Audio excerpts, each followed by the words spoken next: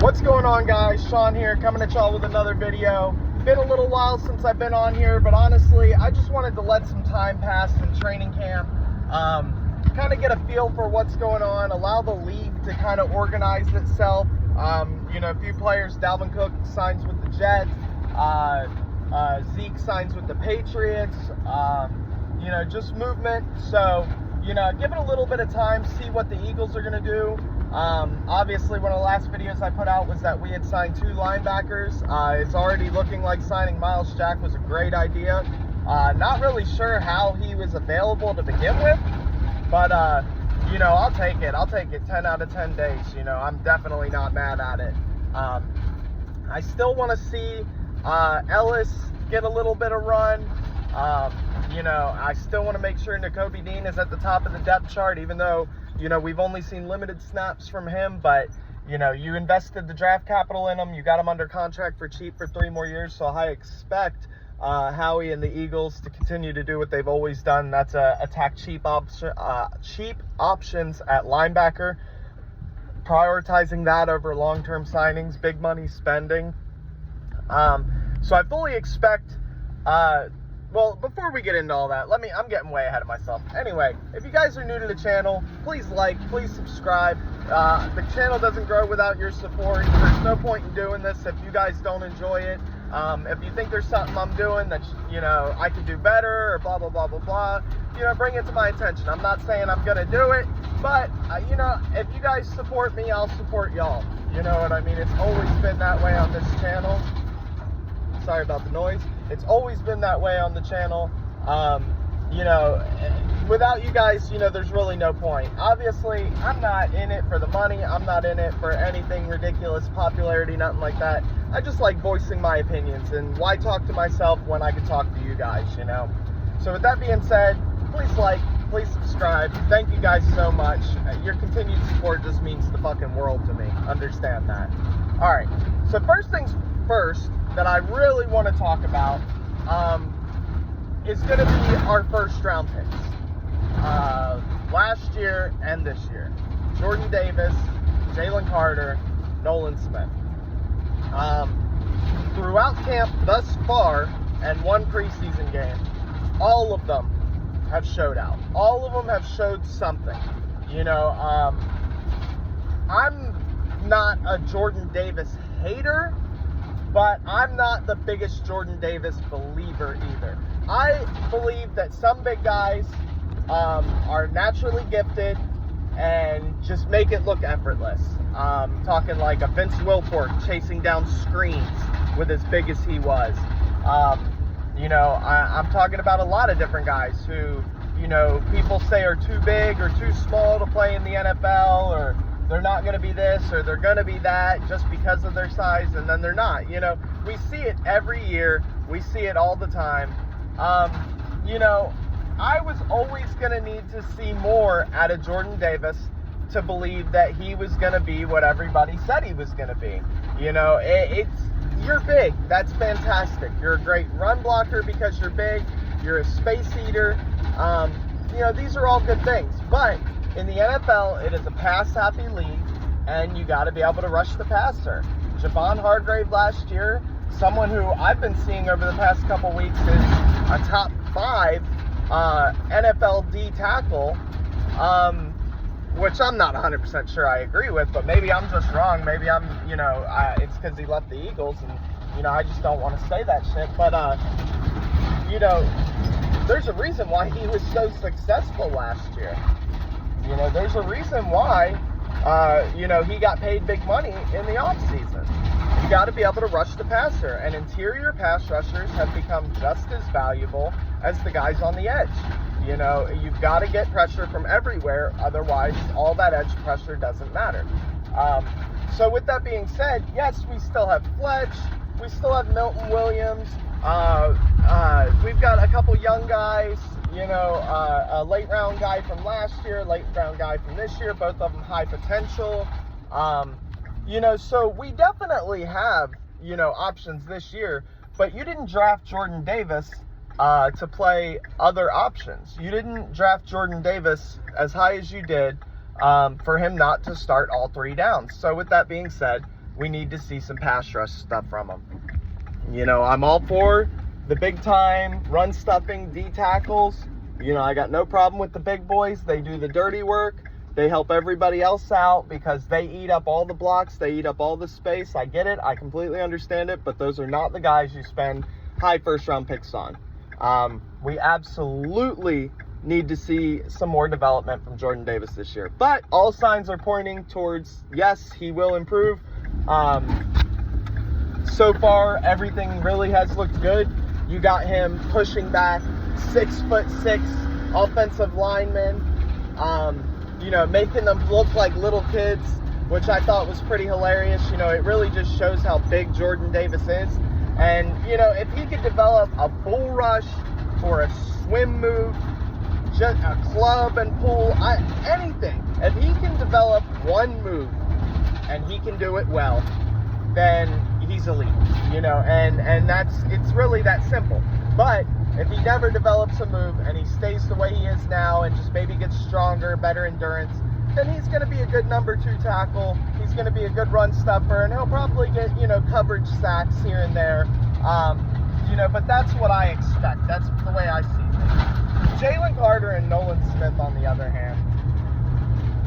So I didn't know that Nolan Smith missed time last year. It doesn't seem like anybody's been talking about it. And there's a reason why, because it doesn't seem like he's affected by anything in his past. Nolan Smith has been everywhere doing everything. Apparently he doesn't like playing linebacker. He wants to rush the passer. I think the obvious step is going to be wait for him to get better than Josh Sweat, and then those are your 2 edge guys, Nolan Smith and Hassan Reddick, or Nolan Smith and Josh Sweat, you know, but I don't see Hassan Reddick getting run out of the lineup anytime soon. You know, I think Josh Sweat has the size to do a little bit of a turbo package, like a Brandon Graham role in 2017. You know, him and Jordan Davis, Nolan Smith, Hassan Reddick, I think that could be a pretty impressive third down pass rush. Nolan Smith has looked great. He's looked absolutely great. I really, really have enjoyed hearing everything I've heard about him to this point. Another one, Jalen Carter, on the other hand, though.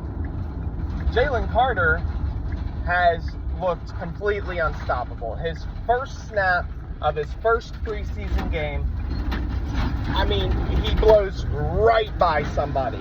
You know, if it wasn't for such a quick release play, I mean, it would have been, first snap of the preseason would have been a sack.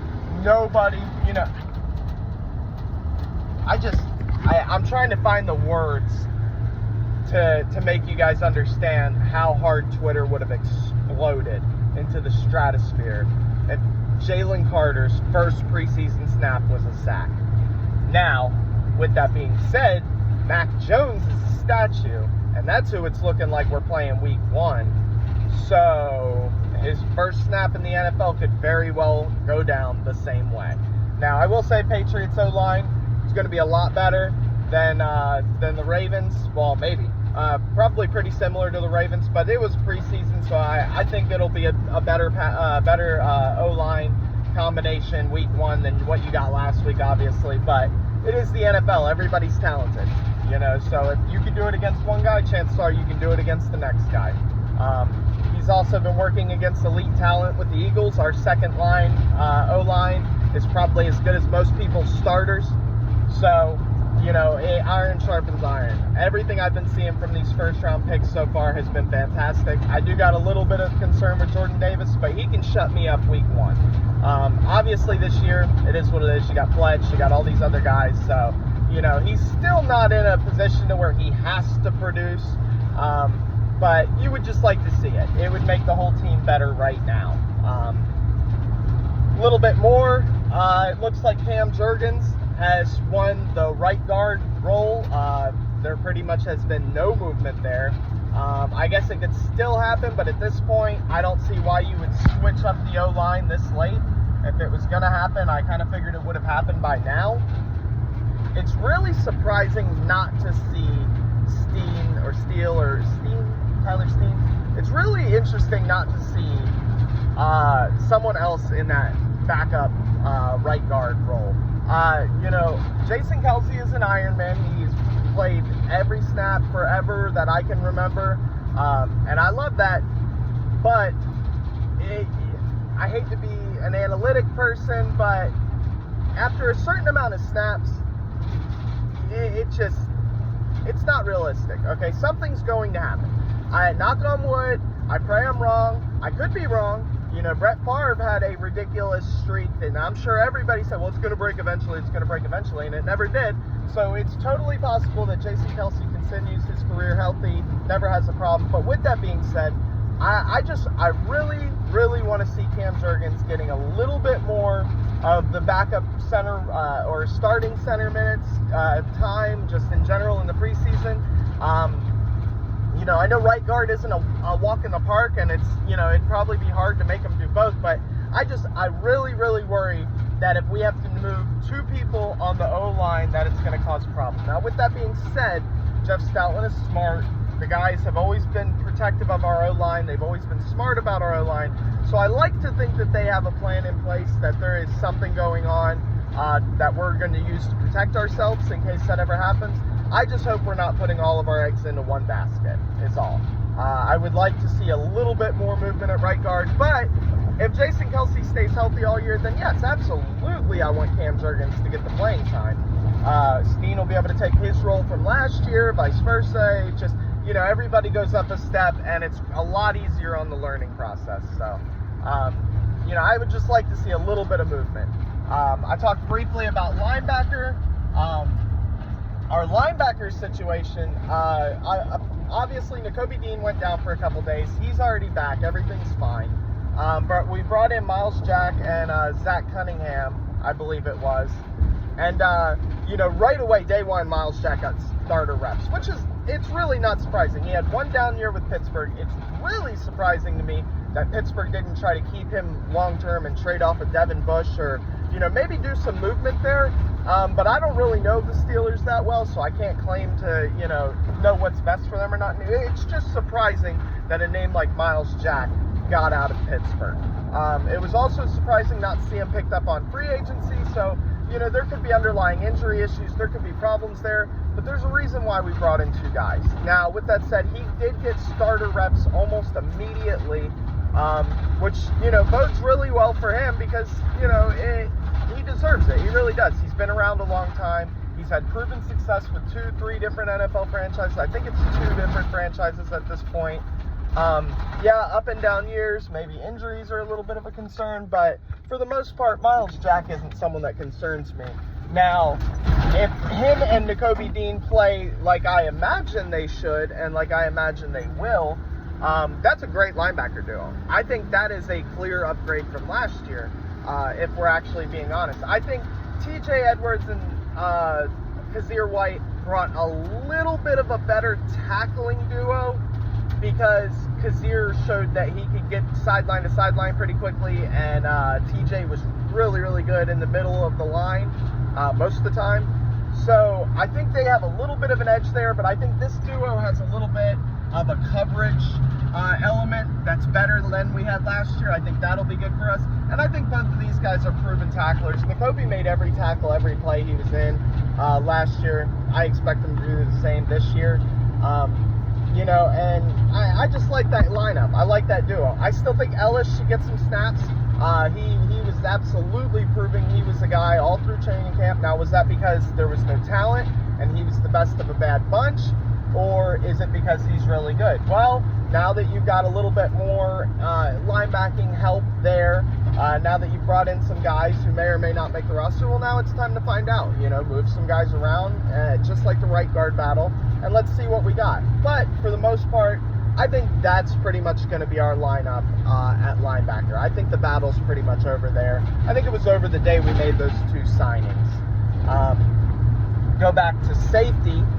And it really looks like Reed Blankenship has locked it down. No surprise. I call him Ed Reed Blankenship all the time just because I don't think he's Ed Reed, but I attribute that to superstar safety. All right. You know, and I think that's exactly what Ed Reed's going to be. I think he'll get better. Or Ed Reed. See, now I can't stop. Reed Blankenship. I think he will get better every year. And I expect big things from him. Sidney Brown, our 3rd round pick, is finally starting to crack the lineup. He looks nasty. He looks mean. He looks like he's playing aggressive. Kayvon has shown a lot of really good flashes. And I really haven't heard too much about Terrell Edmunds, although he's a vet, so I imagine that he's fine. We're just looking internal. We're looking for the guys that we have long-term contracts with. You know, if the linebackers stick that I think are going to stick, and these two stay, Reed Blankenship and Sidney Brown can stick at safety, then you're only replacing one person on the defense next year. You know, and that's the linebacker position that you're going to have to fix. If Fletch were to retire next year or leave, you've got Jordan Davis, you got Jalen Carter, you got Milton Williams, you know, so you still got some guys there, so it's not as high priority. You can fill those roles with some other guys. You know, edge rushers, I don't really think we got anybody other than BG who's on the way out. I expect BG to come back for another year, another cheap deal. So, you know, with this year's draft coming up, you know, we could really just take best player available again. You know, maybe we end up with another stud wide receiver. Maybe we end up with another tight end, another O-lineman. You know, it doesn't matter, because at that point, we're just stacking talent, you know. I don't think a lot of people are talking about it because they're so excited about this year. But the Eagles' potential to just get better and better over the next 2 or 3 years, I mean, it's not talked about enough.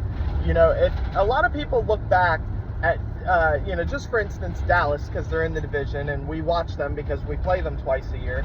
You know, a couple years ago, maybe around 2016 to 2020, Dallas took an incredible leap and nobody talks about it. They drafted stud across the board. Yeah, they had a player here or there who didn't work out, just like everybody does. But their team got exponentially better because they had certain people in place and they could draft that way. You know, so we're in that situation now, but the difference is we were just in a Super Bowl. You know, our quarterback is proving that he's a winner at this level. You know, our team is proving that they're winners at this level. So if we can take a talent jump similar to what Dallas did from 2016 to, say, 2022, you know, and this year's to be seen, you know, then it could be big for our roster. You know, it could be really, really big. We're already good. That could take us to the elite status that we're looking to get to. You know, and I don't want to do the whole rose-tinted glasses things, but best case scenario, you know, the Eagles win 3 Super Bowls in the next 6 years. I think we play in 4 or 5, and I think we win 3. I don't short of Kansas City, a miracle run by Buffalo, a miracle run by the Bengals, you know, I think we match up with everybody in the league. I don't think there's anybody in the league at this point in time, you know, right before the second preseason game, I don't think there's anybody in the league that matches up to us. I don't think there's anybody that has the depth on their D-line to match up to our O-line. I don't think there's any O-line combination that's going to stop our D-line. If our D coordinator is clever and smart at the very least, you know, then you just can't stop it. And then if Howie continues to hit on draft picks, you know, the team just gets deeper, you know. I think that very well over the next 6 years, we could have 3 more rings. I think we could be in 3 or 4 more Super Bowls. It's competent coaching. If we're being totally honest, that is what it's going to boil down to. It's going to be competent coaching because there is talent everywhere across this team. I mean, these position battles this year, you know, who knows what could have happened. We could have, you know, the safety position could have fell apart. The linebacker position could have fell apart. You could have ended up with good corners and a good D-line, but no coverage over the middle whatsoever, you know. Reed Blankenship could have taken a step back and regressed, you know. Maybe Nakobe Dean, you know, something happens with him where he's not what you thought he was going to be, or he gets hurt, God forbid. You know, there were so many questions, and it's just worked out so well. You know, it's kind of hard to believe after everything we've been through as Philly fans, as Eagles fans, since 2017, you know, being on the top of the entire NFL, and then within 2 seasons, you're a 4-win team, 3 seasons after that, you're a 4-win team, you know, and it's just, you can't buy talent, you know, you got guys like Travis Fulgham coming in, and you think he's the second coming of Jerry Rice because you just have nothing, you know, so this is the golden era. There's no other way to put it. This is definitely a time to be taken advantage of. It's a great time to be an Eagle fan. And if I'm being honest, you know, we should all cherish this. Watch every game. Watch every preseason game. Listen to every content creator. Listen how excited they all are. You know, that's all I really do when I'm working is listen to these other Eagle content creators, the 76er content creators. You know, it just, as Eagles fans, we have to enjoy this.